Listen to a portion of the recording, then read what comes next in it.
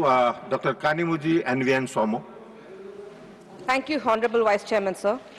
Sir, I rise to oppose this bill. I raise my objections for naming the bill in Hindi, all languages, all what possible. Sir, this bill is attempting to kill the private sector. Sir, this government approach to governance has revealed a clear pattern, a centralization of authority, consolidation of power, and consistent erosion of states' constitutional and fiscal autonomy. Sir, this bill is yet another example of how economic legislation is being pushed without adequate consultation with the states, without compensation to the states, and without regard to federal architecture that holds this country together. Sir, it seems the government has a specialized think tank with only one mandate, finds new methods to drain the state tax revenue. Every few months we see a new innovation, a new exemption, a new restructuring, a new carve-out that magically reduces the state's revenue while increasing the union's control. So the Indian insurance sector is a backbone of our domestic savings. It is a big social security, economic security for the poor middle-class people in the country. So the sale of the social security through legislation is unjustifiable and untenable. The consequences of this bill on common people and Indian economy are dangerous and detrimental to the Indian domestic savings. Sir, the bill grants the centre the sweeping power to exempt or modify the Insurance Act for entities operating in the special economic zone that is CEZ. What does it mean?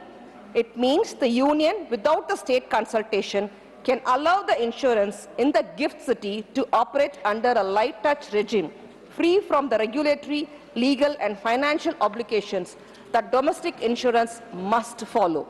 It gives a competitive advantage to the FISC-based companies while undermining the insurers based in the state.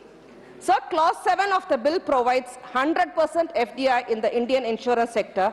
This means 100% surrender to the foreign investors and to the insurance companies.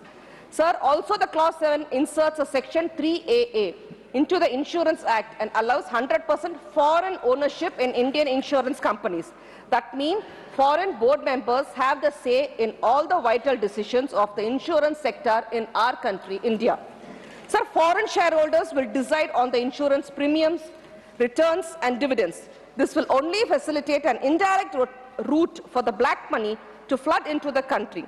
The country is already strained and distressed because of the withdrawal of the foreign investments from our Indian banks. Sir, what about our state autonomy then? Who will answer the state autonomy question? Today, states run multiple social insurance schemes: crop insurance, livestock insurance, health insurance top-ups, and accidental cover for the unorganized sector works.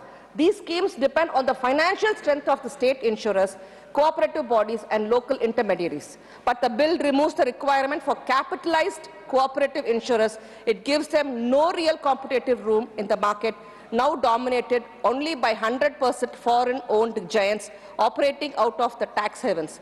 This is not a cooperative federalism, sir. Sir, let us look at the effect of the employment. The LIC and the PSU insurers employ lakhs of people in every state. They maintain offices in the districts and taluks, not because it is profitable, but it is part of the social obligation. And what will happen to the LIC, sir? LIC's liabilities, responsibilities, the social obligations remain the same, but the competitors now get a freedom to operate under the relaxed norms in the CEZ, under the rural mandates, without compulsory investment in government securities and without servicing the poor. The government calls this competition. No, sir. We call this handicapping the public sector while subsidizing the foreign and the private insurers. Over the past 9 years, as of March 2024, the sector has attracted nearly rupees 54,000 crore in FDI, supported by the progressive policies. Now, with 100% FDI, it is expected to touch around 1 lakh crore in the next 9 years. This means $12 billion FDI, the market share of $600 billion will go under the control of the foreign investors. Sir, this is a daylight robbery. The government should not squander the opportunities to promote the strength in its own PSUs. But this government, through this bill, are favoring the foreign investors and burdening our own insurance company. Sir, the FDI insurance sector at that time will be like selling our own insurance sector to the foreign investors. The words of Tandai Periyar became prophetic when capital rulers rules the society, humanity becomes collateral. Sir, this is not Sabka Bima, it is Sabka Bakwas, which means poor quality bill. This is a bill truly, if the bill is truly a Sabka Bima, why does the clause 27 rewrite section 27 to prioritize investment flexibility over social obligation? And why does the clause 20 give IRDA power to direct investments without the parliamentary approval? And what are we doing in the parliament here? This bill does not guarantee coverage, it guarantees capital freedom. So this bill have the cascading effect on the Indian domestic insurance company like the LIC and the GIC.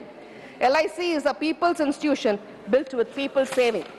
Sir, clause 72 to 82 amending the LIC Act strip LIC to its unique statutory character and force it to operate like a market-driven company.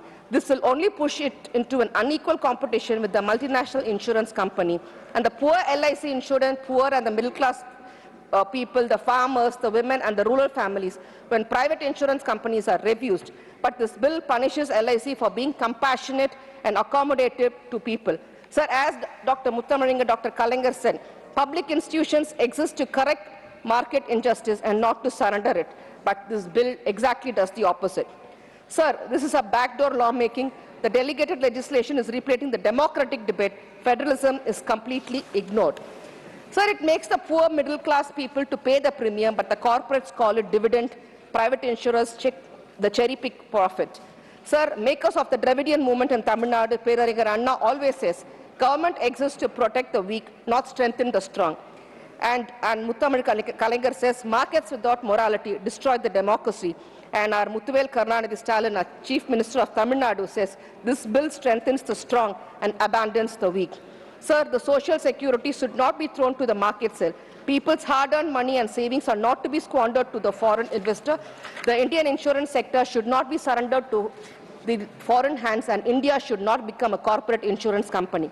Therefore, I strongly oppose this bill in the current form. I demand the bill to be withdrawn or at least to be sent to a select committee.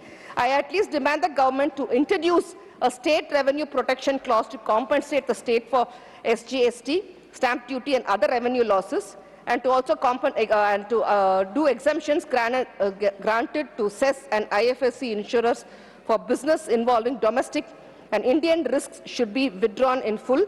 Ensure all insurers, including those in CES, meet rural and social sector obligations without expectation. Create a joint state-center regulatory framework whenever policy changes impact the state tax base.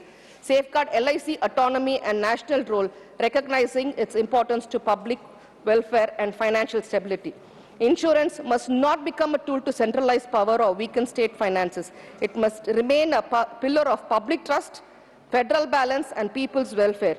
Or kindly refer this to the standing committee in the parliament. I would like to conclude by saying a Tirukural, Kudidari Kolochum Manila Manan Adidarik Nirkum Ulag, which means a nation that does not protect and embrace its people will steadily lose its strength and stability. Thank you, sir.